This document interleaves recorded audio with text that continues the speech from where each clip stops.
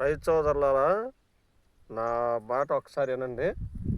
నేను సిరిమాల సుబ్బారావు కాడికి పోయి నల్ల తామర పురుగు బాగా తగులుతుందన్నా అని పోయి చెప్తే కొత్త మందు వచ్చిందిరా, ఈ మందు మరి చూసి దాన్ని కొట్టుకోమని చెప్పిండు.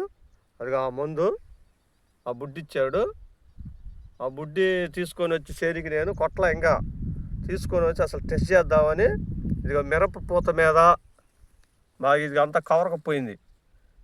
చెట్లు మిరపపూత మీద ఉంటే దాని మీద కందిపూత మీద, కందిపూతలు 2 పూతలు కోసుకొచ్చి కందిపూత మీద ఇవి ఒక 5 పాయింట్లు, ఇవి ఒక 5 పాయింట్లు ఈ నీళ్ళలో కలిపి, ఇగో నీళ్ళు చూడండి, నీళ్ళలో కలిపి ఈ ఆకుతో ఒక్కొక్క చుక్క వేసా పూత మీద వేసి ఒక 2 నిమిషాలు 3 నిమిషాలు ఉన్న తర్వాత అసలు చచ్చిందా బతికిందా అని నేను ఇదిగో చేతి మీద వేసుకున్నా.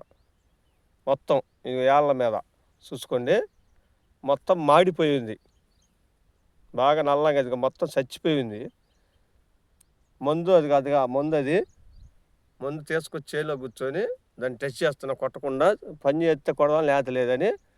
ఇది అదిగో నా ఏళ్ళ మీద చూసుకొని బాగా నల్లంగా.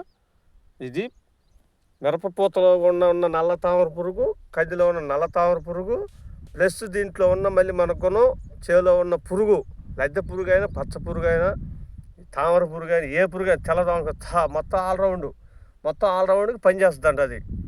అసలు ముందు మనకు ముఖ్యంగా నల్ల తామర పురుగు బాగా డ్యామేజ్ చేస్తుంది కాబట్టి దానికోసమై నేను అడిగా చేసిపించిండు చూసాం.